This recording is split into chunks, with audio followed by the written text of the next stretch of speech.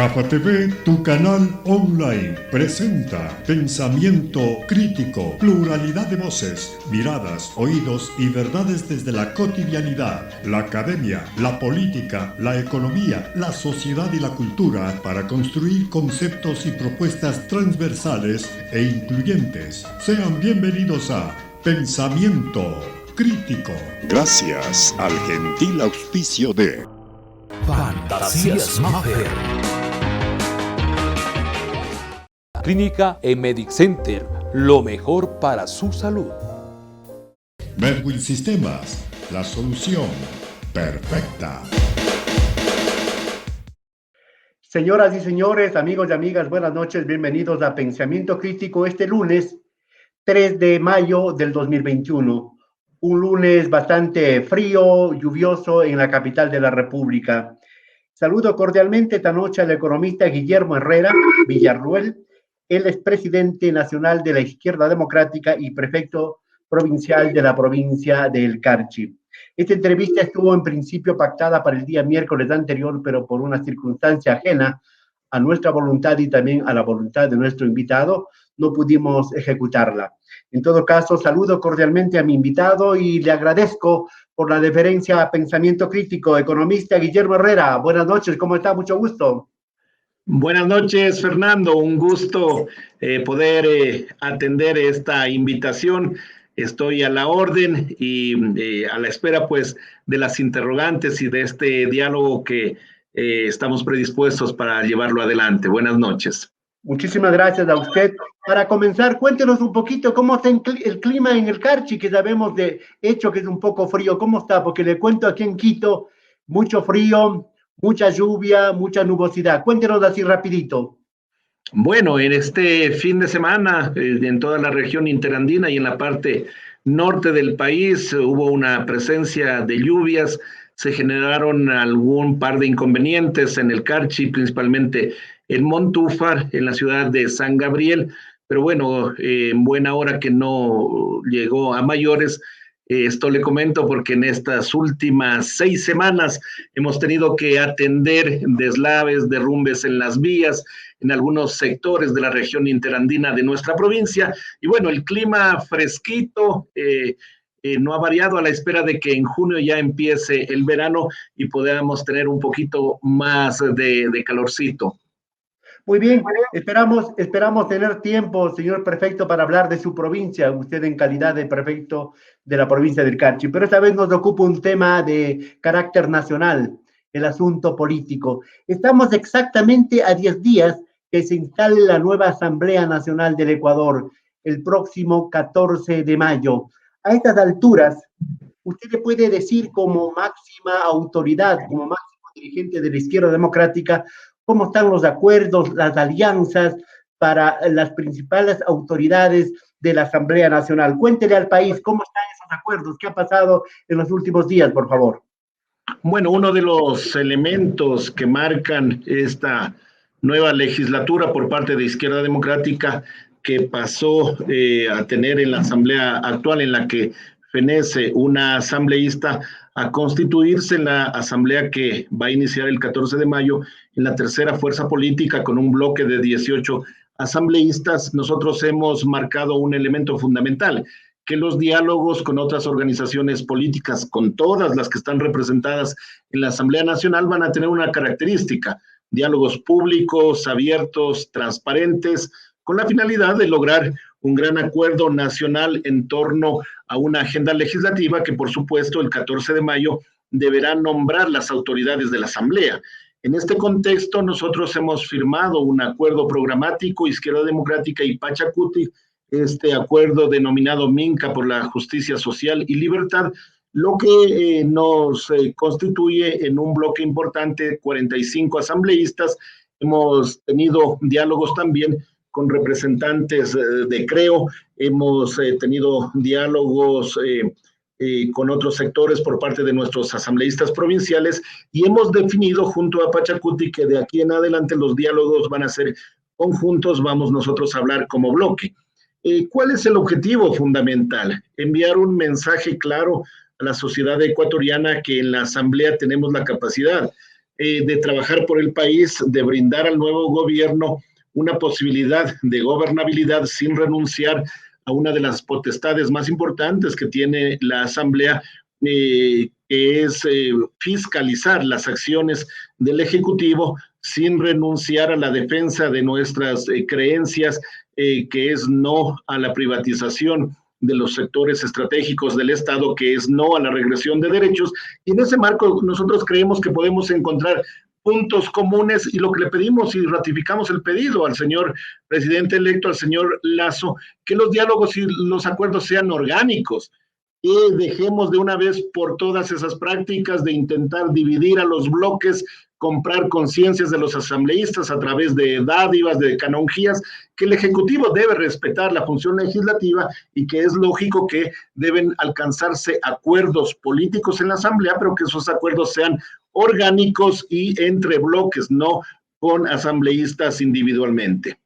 Muy bien, para no volver a esas prácticas del hombre del maletín, del reparto y de la compra de conciencias. Pero vamos, a estas alturas, le digo, a 10 días, ya existen candidatos firmes, ya existe ya alguna idea concreta respecto a quienes dirigirán la Asamblea Nacional a partir del día 14, porque ustedes renunciaron automáticamente a la presidencia en son de la alianza que han conformado y podrían conformarse, por decir de alguna manera, con una vicepresidencia. ¿Cómo está? Cuéntenos, por favor.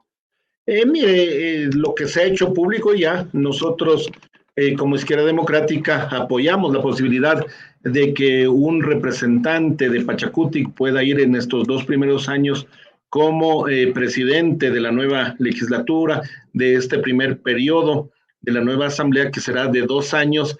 En ese marco nosotros hemos expresado el deseo de Izquierda Democrática de ir a una vicepresidencia, de tener una representación en el CAL y en las comisiones, y todo esto está abierto a los grandes diálogos y acuerdos nacionales.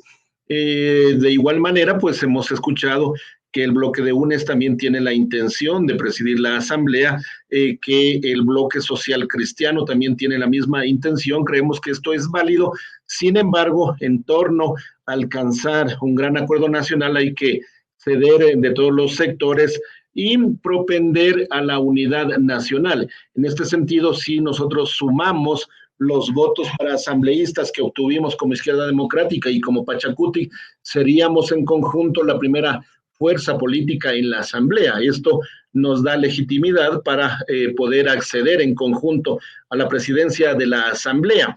Hemos escuchado en los medios públicos de parte del sector de los socialcristianos que ellos contarían con un número importante de asambleístas. Lo único que está claro que en este momento, para lograr una mayoría, vamos a necesitar conformar un gran frente. Ojalá que no es, en este 14 de mayo podríamos elegir al nuevo presidente o presidenta de la asamblea con más de 100 votos, sería lo ideal, pero ya en lo práctico, en los siguientes días se establecerán ya los acuerdos concretos y se definirá hacia dónde ir. Al interno de Izquierda Democrática, nosotros no hemos definido todavía los nombres. Nuestros 18 asambleístas tienen igualdad de condiciones, la capacidad para poder ejercer un cargo en la asamblea y hacerlo de una manera correcta, de una manera adecuada, mucho más que es necesario tener una actuación importante, ética, moral en la asamblea para devolverle a este poder del Estado la grandeza que debe tener, la importancia al servicio de los ciudadanos y que pase del 2% de credibilidad que lamentablemente tiene en este momento. Porque la Asamblea más o menos compite con el presidente de la República en cuanto a popularidad, entre 2 y entre 8%, lamentablemente. En todo caso, esta noche estamos conversando con el economista Guillermo Herrera, prefecto de la provincia del Carchi y presidente nacional de la Izquierda Democrática.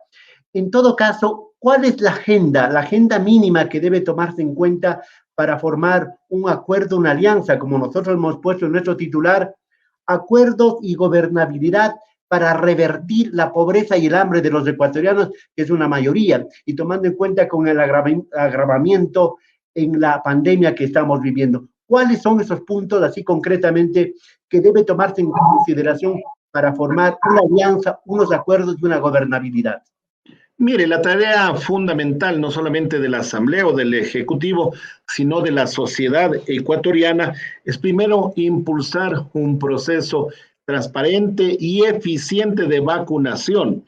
No podemos pensar en reactivación económica, en reformas legales y en reformas económicas si no hacemos lo primero, lo urgente, lo inmediato, la inmunización de la mayoría de la población ecuatoriana, al menos el 70% de nuestra población. El Ejecutivo ha ofrecido que en los 100 primeros días de su gestión estarían vacunados 10 millones de ciudadanos. Nosotros, dentro de la Asamblea y dentro de nuestra participación como actores de la sociedad, impulsaríamos este proceso. Esa es la primera tarea inminente de la sociedad ecuatoriana. Luego de eso viene la tarea de reactivar la economía. Para reactivar la economía nosotros necesitamos proveer, brindar la gobernabilidad a los cambios que impulse el Ejecutivo. El primer elemento fundamental, un pacto tributario entre el sector público y privado. Anunciado el Ejecutivo que va a eliminar, por ejemplo, el 2% de impuesto a los microempresarios. Todos estamos de acuerdo en que así sea. Y una reforma tributaria, primero que le dé garantía al Estado ecuatoriano, al fisco que va a recolectar los impuestos por parte del sector privado, y también le dé la tranquilidad al sector privado que no van a haber cambios, al menos en los siguientes 4 años. Luego, un gran pacto fiscal. ¿Qué necesitamos nosotros en un escenario post-pandemia? ¿Un Estado recortado, un Estado con ajustes, o necesitamos un Estado eficiente, un Estado fuerte, un Estado capaz de canalizar e inyectar los recursos económicos, demandar la construcción de infraestructura al sector privado para dinamizar la economía? No hay que ir muy lejos, hay que analizar qué es lo que están haciendo los países de la región, qué es lo que se está haciendo a nivel mundial, y el Estado, el sector gobierno, debe jugar un papel fundamental en pospandemia. Entonces, un pacto fiscal que permita canalizar los recursos para reactivar la economía, y luego de eso las reformas económicas necesarias para sentar las bases de una reactivación. Ojo, nosotros somos claros. ¿Cuál sería un elemento? Sin regresión de derechos. Nosotros creemos que hay que mejorar la estructura de costos de la producción ecuatoriana, lograr que sea más eficiente el productor nacional para poder alcanzar otros mercados, pero sin que eso signifique cargarle todo el peso de la eficiencia únicamente al sector de los trabajadores. Por ahí no está el asunto. Nosotros debemos brindar estabilidad a los trabajadores y que ellos tengan una capacidad de ingreso para que demanden bienes, y esto sea un círculo virtuoso para la reactivación económica. Ahí agregaríamos lo que incluso en los Estados Unidos el presidente Biden está diciendo que los que más tienen, los que más ganan, los que mejores posibilidades tienen, sean los que más aporten, y sean que sobre sus hombros se cargue la reactivación de la economía del Ecuador y del mundo. Ustedes, por ejemplo, en cuanto a la ley humanitaria, en cuanto a la ley de defensa de la dolarización, en cuanto al Fondo Monetario Internacional, ¿cuál va a ser el comportamiento dentro de la Asamblea? Mire, creemos nosotros que debemos ir a un gran pacto tributario con 2 objetivos fundamentales. El primero, obtener ingresos para el fisco, para la caja fiscal, y el segundo objetivo, a través de una estructura tributaria adecuada, realizar una redistribución de la riqueza del país. Para eso son los impuestos y los tributos, y eso quiere decir lo que usted lo ha mencionado adecuadamente: quienes más tienen deben aportar más para la reactivación económica, y no lo que ha pasado históricamente en el Ecuador. Los que menos tienen son quienes cargan con la mayoría del peso de las crisis. Reducción de plazas de trabajo, congelamiento de sueldos y salarios, esta ley humanitaria que debe eliminarse ha traído consecuencias gravísimas, no solamente para los trabajadores ecuatorianos, sino para una posible reactivación de la economía. Entonces, esos elementos debemos tomarlos en cuenta. ¿Cómo se logra? Con el liderazgo del presidente de la República y con un pacto público y privado. Si nosotros vamos a imponer una reforma tributaria, corremos el riesgo de lo que está pasando en Colombia, por ejemplo. Si nosotros no activamos una reforma que equilibre el presupuesto del Estado a través de la mayor contribución a quienes más tienen, a aquellos grandes grupos económicos del país que son los que más evasión y elusión tributaria tienen en el país, no vamos a lograr las transformaciones en paz y en armonía. Tomamos en cuenta y hago una pequeña apostilla, economista Herrera. La ley humanitaria contó con el único voto de la izquierda democrática, de la asambleísta Vilma Andrade. El asunto de la reforma de esta ley llamada de defensa de la dolarización también contó con el voto de la asambleísta. ¿Cómo pueden pensarse en esa dicotomía? ¿Cómo corregir aquello? Mire, el tema de la ley humanitaria somos muy claros nosotros.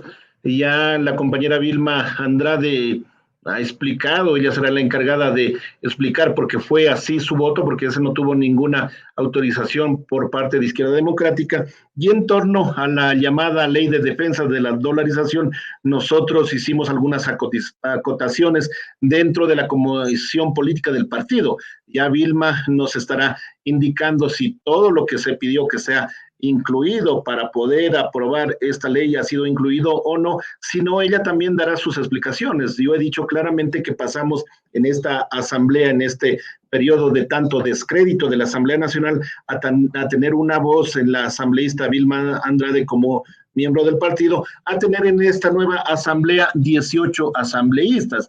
Entonces allí es más fácil discutir, analizar, llegar a consensos como partido político, porque la incidencia de 18 votos tiene un mayor peso en la actuación de una sola asambleísta. Usted ha dicho, puede calificarse esto de dicotómico, pero en la nueva izquierda democrática tenemos líneas muy claras. La nueva asamblea es para reivindicar el trabajo de la legislatura en el país, y así lo vamos a hacer como partido político. Estamos conversando esta noche de lunes, 3 de mayo del 2021, con el economista Guillermo Herrera, presidente nacional de la Izquierda Democrática y prefecto de la provincia del Carchi. Economista Herrera, hay que tomar en cuenta que estos acuerdos, de estas alianzas, esta gobernabilidad no significa un cheque en blanco para el gobierno, ¿verdad? Sino simplemente significa un hacer, como usted lo ha dicho, una minga para sacarle al país en este momento de ese hueco que está viviendo. Pero en todo caso, cuando ustedes están conversando, han propuesto un diálogo con el presidente electo, han tenido ya un acercamiento, han hablado alguna cosa tal vez. Bueno, nosotros hemos sido claros en manifestar que el nuevo gobierno necesita de un tiempo prudencial para estos elementos que hemos nombrado, para una reforma tributaria, para un pacto fiscal, para canalizar todos los esfuerzos y lograr en el menor tiempo posible y de manera eficiente y de manera honesta la vacunación a la población ecuatoriana, pero también ratificamos que nosotros no rehusamos a esa obligación que tenemos y a ese derecho con nuestro bloque de asambleístas a fiscalizar aquellos actos que estén reñidos con la ley, aquellos actos que nosotros evidenciemos que perjudican a la mayoría de la sociedad ecuatoriana. Es el primer elemento. Y el segundo elemento, la regresión de los derechos no debe estar en la agenda dentro de un marco de reactivación económica. Allí creo que vamos a tener algunos elementos que tienen que ser analizados, que tienen que ser consensuados entre los partidos conocidos de derecha y los partidos de centro izquierda como Izquierda Democrática. Entonces hay algunos elementos que tienen que ser analizados, dialogados y lograr un gran pacto por el desarrollo del país. Es necesario que en este momento toda la sociedad pueda volcarse con el liderazgo del Ejecutivo, con el liderazgo del señor Lasso, a reactivar la economía del país y sobre todo a pacificar a la sociedad ecuatoriana, que no sean estigmatizados los ecuatorianos por pensar de una u otra manera políticamente hablando. No, la sociedad ecuatoriana es diversa.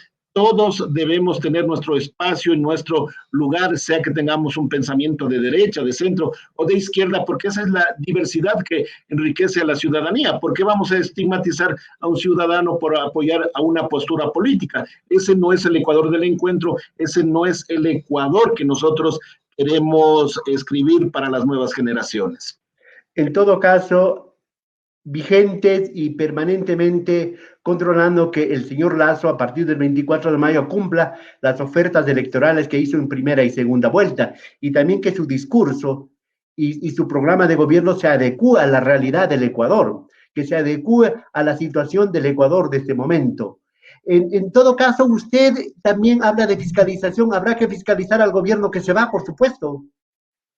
Miren, es tan triste el accionar del gobierno que se va que nosotros quisiéramos encontrar algunos elementos positivos, algunos elementos que nos den esperanza sobre la gestión del señor Lasso, pero cuando nosotros recordamos el reparto de hospitales a asambleístas corruptos, cuando nosotros recordamos los negociados hasta con las fundas para los cadáveres en una época de pandemia, realmente podemos decir que este gobierno pasa con mucha pena a la historia del Ecuador, que no dio la talla para levantar a los ecuatorianos, para reinstitucionalizar al país y para liderar un proceso de cambio. Yo creo que estos últimos 14 años del correísmo, morenismo han sido lo mismo y que ahora es tarea de los ecuatorianos y de todos los sectores políticos y sociales escribir nuevas páginas de encuentro, de conciliación, de diálogo, que todos tenemos nuestras creencias, nuestros pensamientos, pero tenemos muchos elementos en común para iniciar la construcción de un nuevo imaginario de sociedad ecuatoriana. No puede ser que estemos a la cola de la región en el proceso de vacunación. Nosotros debemos impulsar un proceso que enorgullezca a las nuevas generaciones de sentirse ecuatorianos. ¿Y cómo lo logramos? Con un Estado ágil, con un Estado honesto, con programas y proyectos de reactivación económica, de reactivación social que sean modelos en la región. Eso podemos lograrlo, esa es la apuesta que hacemos como partido político, un proceso de gobernabilidad con la participación de los ecuatorianos y sentar las bases para el nuevo desarrollo de la patria. Usted, como tocayo del futuro presidente, ¿qué le diría de Guillermo a Guillermo? ¿Qué le plantearía? A ver, por favor. Bueno, le desearía suerte en la delicada función al frente de los ecuatorianos. Como presidente de Izquierda Democrática, extenderíamos también los mecanismos, los puentes para lograr acuerdos nacionales por el bien del país. Si el señor Lasso tiene éxito en su gestión, eso es bueno para los ecuatorianos. Si el señor Lasso se equivoca, si el señor Lasso no hace las cosas correctamente, eso va a ser negativo para los ecuatorianos, así que cuente con nuestro partido, con nuestra organización política para impulsar las acciones positivas en beneficio del Ecuador. Hacer una alianza, buscar la gobernabilidad no significa ser alcahuetes ni tampoco esconder lo malo que pueda hacer un gobierno, ¿verdad? Sino que hay que coadyuvar en lo positivo y hay que buscar correcciones desde el inicio en lo equivocado que estén. En todo caso, yéndonos un poquito a la izquierda democrática, ¿cuál es el futuro de la izquierda democrática con este sacudón que han tenido ustedes en estas elecciones del 2021, con el señor Hervas como líder, usted como máximo dirigente del partido? ¿Cuál es la expectativa? ¿A dónde quieren llegar? Bueno, la izquierda democrática en el año pasado, en el mes de agosto, inició un proceso de renovación, de cambios, un proceso que terminó con la elección de una nueva directiva. Este proceso importante y fundamental tuvo su éxito electoral y tuvimos el acierto de nombrar al compañero Javier Hervas como candidato de Izquierda Democrática. Hoy tenemos un líder no solamente del partido, sino un líder nacional que fue capaz de darle esperanza al sector de los jóvenes del Ecuador, que fue capaz de impulsar una nueva forma de hacer política, una política positiva, de propuestas, sin confrontaciones, y creemos que ese es el futuro de Izquierda Democrática. De aquí a 2 años vamos a renovar los gobiernos locales y nosotros estamos en un proceso de formación, de capacitación de los nuevos líderes, y tengan la seguridad que vamos a refrendar, a reafirmar este éxito electoral que obtuvimos junto con Javier Hervas, y nosotros creemos que en la renovación de los gobiernos locales vamos a tener a mujeres y hombres capaces de Izquierda Democrática que van a impulsar procesos de transformación de las ciudades y de las provincias. En eso estamos preparándonos, hacia allá estamos trabajando, y para convertirnos de aquí en 4 años en una seria posibilidad de gobernar al país y de hacerlo dentro del marco de la socialdemocracia con justicia social y libertad. El nuevo líder se llama Javier Hervas. pero ¿y el líder histórico que ha dicho? No le hemos oído, no le hemos visto. Bueno, nuestro líder histórico, el doctor Rodrigo Borja, hace algunos años ya que se separó de la política partidista, él, sin embargo, con su ejemplo, con su gestión, siendo uno de los pocos presidentes capaces de transitar por las calles, plazas, ciudades de nuestro país, demostrando que fue un gobierno honesto, demostrando que fue un gobierno eficiente, solamente con ese hecho ya guía el accionar de la nueva izquierda democrática. Y ahora esta nueva generación estamos decididos a escribir positivamente la nueva historia del partido y la nueva historia de nuestro país. Pero el doctor Borja ve con buenos ojos todo lo que está pasando. Por supuesto, el doctor Rodrigo Borja, quien fue parte activa para la refundación del Partido Izquierda Democrática, ve con muy buenos ojos este renacer de su partido político, de la máxima creación colectiva del que él fue parte. En todo caso, ha vuelto los colores naranjas de la izquierda democrática a tomar fuerza y a tomar colorido. Vayamos con el tiempo que nos queda todavía a hablar de su provincia, de la provincia del Carchi. Pero para comenzar, le pregunto, ¿cómo quedan las cuentas fiscales de este gobierno que se ve en pocos días en torno a los consejos provinciales y a su consejo, al Carchi? ¿Cómo están? ¿Qué les deben? ¿Qué les adeudan? Bueno, el oído al ministro Pozo, el oído que el 24 de mayo todo queda saltado, no sé si es cierto. Bueno, el ministro Pozo, un gran académico, un gran economista, me imagino que será también un gran empresario, pero como ministro deja mucho que desear. Quedan las cuentas en rojo, deudas por más de 500 millones de dólares del Ministerio de Finanzas con las prefecturas, deudas de competencia de riego de 3 años atrás que tienen inmovilizada a la infraestructura de riego, a nuevos proyectos, a nuevas inversiones en todas las provincias del país. Deudas que se van acumulando, que si el ministro de Finanzas anuncia que este mes hace un pago, en la semana siguiente se acumulan nuevamente estas deudas, y nosotros lo que queremos como territorio es claridad, que nos establezcan un cronograma de pagos, que entendiendo la situación difícil de la economía ecuatoriana, no sigamos siendo la última rueda del coche como gobiernos locales, que ojalá el presidente electo Lasso cumpla con los ofrecimientos y le dé la importancia que tienen a las prefecturas, a los municipios y a los gobiernos parroquiales. Nosotros, con nuestro presupuesto, contratamos obras, mejoramos la infraestructura y dinamizamos la economía local, lo que no se puede hacer, lo que no se puede ejecutar por las deudas que el gobierno tiene con nuestras instituciones.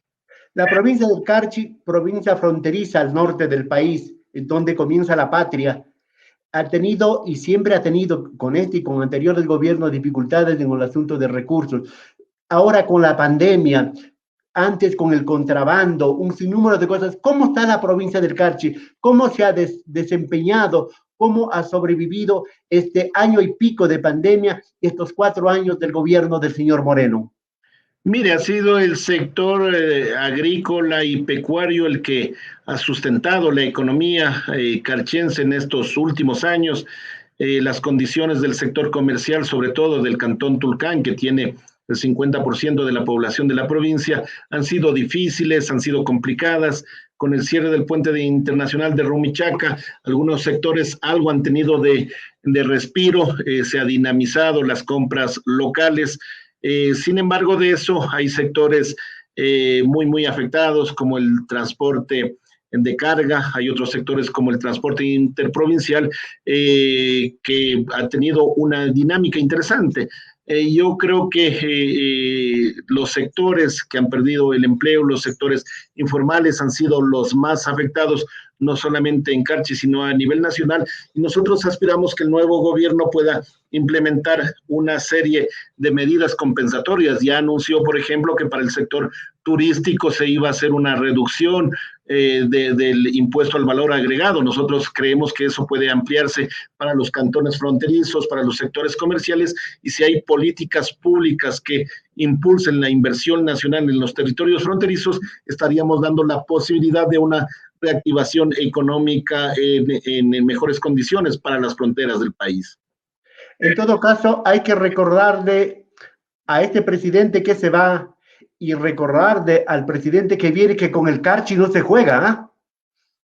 Más bien diría del presidente que se va, no habría ni siquiera que recordarle por los malos momentos que hemos tenido los carchenses y los ecuatorianos, y aspiramos que con el nuevo gobierno el diálogo y el consenso sean la clave para llegar a acuerdos y para enrumbar adecuadamente al país. No podemos tener una sociedad de confrontación, una sociedad en donde el gobierno no da oídos a sus ciudadanos. Creo que una política moderna requiere de consensos, de diálogo y sobre todo de escuchar como actores políticos al pueblo, a la sociedad, qué es lo que nos están demandando, qué es lo que requieren del Estado para poder brindar las soluciones que la sociedad tanto necesita. Cada 4 años renovamos la ilusión, la esperanza al ir a las urnas. Esta vez podamos como clase política dar una respuesta adecuada, firme y eficiente a la sociedad ecuatoriana. Esa consigna que decía que con el Carchi no se juega, podrías trasladarle y decirle con los 17 millones de ecuatorianos no se juega, ¿verdad? Sí, no se debe jugar ni con el Carchi ni con los ecuatorianos. Lo que se debe hacer es mantener un gobierno transparente, ético, que la ética sea la base fundamental de la gestión pública, de los funcionarios públicos. Eso debemos cuidar nosotros ya. Este país no da más para bochornos, para actos de corrupción, para vergüenza internacional. Por eso digo que a este gobierno que se va ni siquiera tendríamos que recordarle, a esta asamblea que ha agachado la cabeza frente a los actos de corrupción del gobierno, tampoco deberíamos recordarla y más bien empezar a escribir la nueva página de una nueva historia del Ecuador, sin que eso quiera decir que aquellos actos de bochorno, de deshonra que hemos tenido los ecuatorianos con el actual gobierno, no debamos fiscalizarlos. Hay que fiscalizarlo, hay que hacer pagar a los culpables y hay que recuperar los fondos que se han robado. Yo diría que hay que recordarles, tenerles en la memoria para no volvernos a equivocar, economista Herrera, porque la falta de memoria, la falta de conocimiento de la historia a veces nos hace volver a equivocarnos, a errar en nuestras decisiones. Pero para terminar, ¿cuál es el futuro político? Yo sé que todavía falta 2 años más de la prefectura, pero ¿cuál es el futuro político del economista Guillermo Herrera? Bueno, precisamente en esta segunda gestión al frente de la prefectura del Carchi hemos trazado un objetivo que es terminar estos 2 años de nuestra gestión cumpliendo con los ofrecimientos que hicimos en campaña, seguir impulsando el proceso de mejoramiento de las condiciones del sector rural con infraestructura vial, con riego, es decir, hacer una gestión eficiente, terminar con eficiencia la gestión al frente de la prefectura, y si logramos eso con nuestro equipo de técnicos, de trabajadores, ya tomar una decisión futura sobre las acciones en la política local o en la política nacional. Todo depende de cómo esa izquierda democrática vaya produciendo un jugo agradable, ¿verdad? Y vaya produciendo inquietudes y alternativas dentro de los ciudadanos ecuatorianos. Le agradezco infinitamente al ingeniero Guillermo, al economista Guillermo Herrera, presidente nacional de la izquierda democrática y prefecto de la provincia del Carchi, por haber comparecido esta noche de lunes 3 de mayo del 2021 en Pensamiento Crítico de GAFA TV. Un gusto y muchas gracias, economista. A usted, agradecerle, Fernando, por la invitación, siempre a la orden para conversar, dialogar sobre los hechos importantes del país. Estaremos pendientes de cómo marcha la izquierda democrática, de cómo marcha las alianzas, los acuerdos y la gobernabilidad en procura de aquello que nosotros titulamos para revertir el hambre y la pobreza de todos los ecuatorianos. Buenas noches, mucho gusto, economista. Buenas noches, un saludo cordial a todos los ecuatorianos. Señoras y señores, este ha sido Pensamiento Crítico de este día lunes 4 de mayo del 2021. Volveremos el día miércoles para seguir conversando de lo más importante y de lo que más nos interesa a todos los ecuatorianos. Hasta pronto.